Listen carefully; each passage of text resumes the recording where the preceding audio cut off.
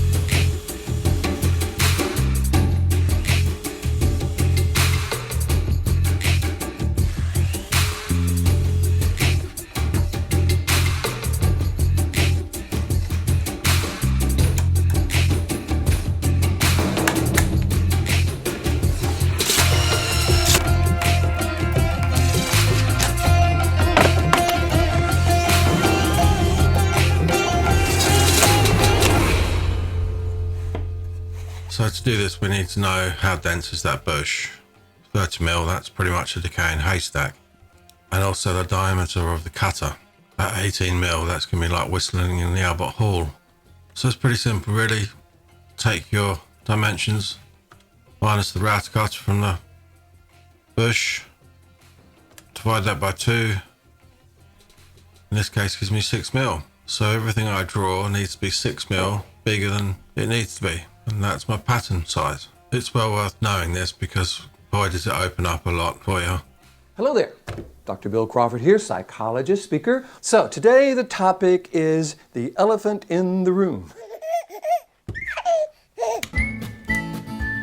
There's a few reasons I'm not a big fan of pattern bits, bearing bits outside of the router table that is. And I'm demonstrating a lot of them here. I mean, that collet can get in the way. Bearings can fail. The collar that's holding that bearing in place can fail. Also, that bearing on 12mm ply pattern doesn't give you a lot of leeway. I mean, it means you're going to have to use a couple of bits, or you're going to hog out a lot of waste and then use that big bad boy bit. But some occasions, like this occasion, I can't really hog out that waste really. I mean, sure I can. It's about with a force and a bit. Where the bearing is on that 18mm cutter and where it will sit with the template, that's too much to hog out. And then there's the other issue. Yeah, Ed! Yeah, Ed! This really answers all those problems, especially the fact that it keeps your template in good condition. There's no wear or tear, there's no heat coming from the bearing and screwing up your template.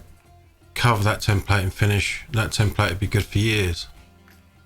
When a bearing collar fails on you, it's not fun and your workpiece is ruined. which mean that bearing can slide up and down like that and leaves this gap. And this is a trend piece, which I've kept just to remind me that, you know, use bushes instead.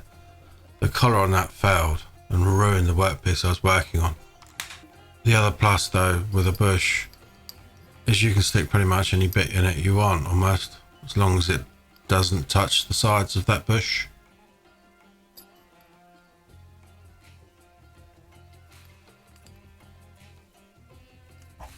Depending on your router, depends on how you can fit a bush. Some routers you'll have to buy an insert plate like this. It's often the case with most routers.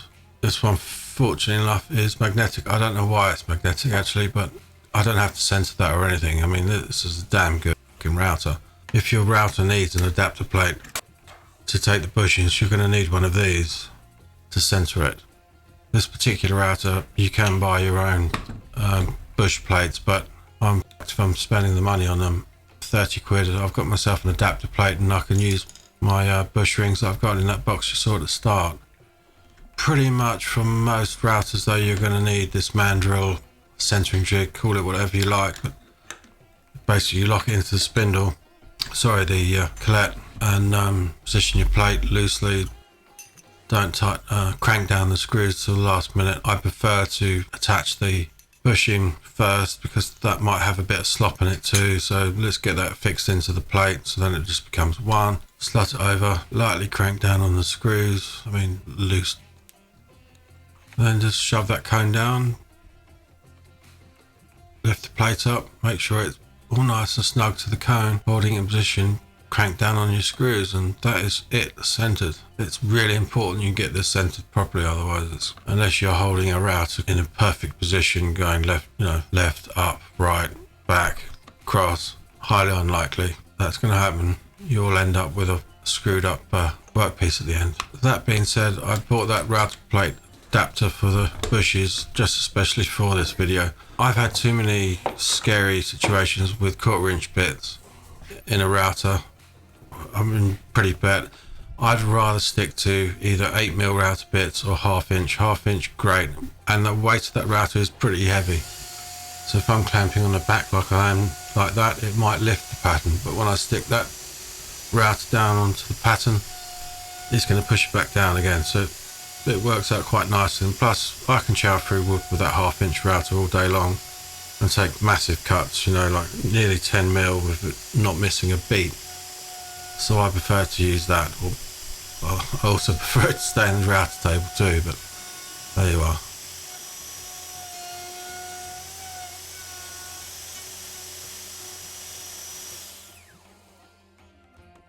Now excuse the bone marks. With that much bush, it's inevitable. To be honest with you, that's an old bit that needs going in the bin. For this job though, it was worth just testing. I bought a new bit for the final cuts. A word of advice though, when buying bits, if your bushes or your bush template or whatever you want to call it is in metric, you need to buy metric bits. It's no good buying a bit that the company says is 3/4 inch and you're thinking 18mm. No, it needs to be 18mm, that cutter. Bear that in mind. Do bear in mind though, your jigs are only good as you're marking out. If you do get a bit of slop, you can use a bit of tape. My favourite, playing cards are also great because shims are usually 1mm and upwards. There's no escaping learning this. Patterns save you so much time and keep them. That's what I've got to hand. I've also got tons in another room I just will not throw away.